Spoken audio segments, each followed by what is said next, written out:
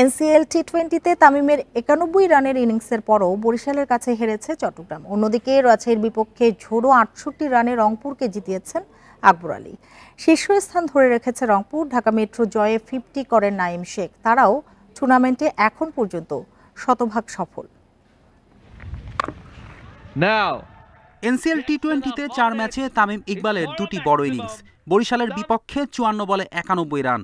দাউন্ডা উইকেটে এসে একের পর এক ছক্কা পুরনো তামিমকে মনে করিয়ে দেয় জাতীয় দলে আর ফেরা হবে কিনা সেই ধোঁয়াশার মাঝেই পারফর্ম করে চলছেন। তামিমের বিধ্বংসী ইনিংসের পরও তার দল চট্টগ্রাম জিততে পারেনি বরিশালের বিপক্ষে। ইফতিয়ার সালমানের 50 বরিশালকে জয় এনে দেয়। অনূর্ধ্ব 19 বিশ্বকাপজয়ী দলের প্রায় সব পারফর্মারই জাতীয় দলের স্বাদ পেয়েছেন। পাননি কেবল যার নেতৃত্বে ওই বিশ্বকাপটি জেতা হয়েছে। আকবর আলী নিজেকে প্রমাণের প্রাণান্তকর চেষ্টা করছেন, যার উদাহরণ হয়ে থাকবে রাজশাহীর বিপক্ষে তার 68 রানের ম্যাচজয়ী ইনিংসটি।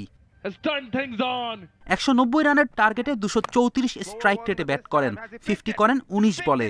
শান্ত তাইজুলের ব্যর্থতার দিনে রাজশাহীকে রুখে দিয়ে ক্যাপ্টেন্স নকে দারুণ এক জয় এনে দিলেন আকবর।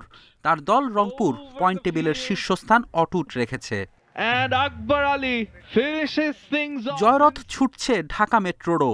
ইনফর্ম নাঈম শেখের 69 আর শামসুর রহমানের 43-এ ঢাকাকে 191 রানের টার্গেট ছুড়ে দেয় মেট্রো। জবাবে 171 রানে থামে ঢাকার ইনিংস।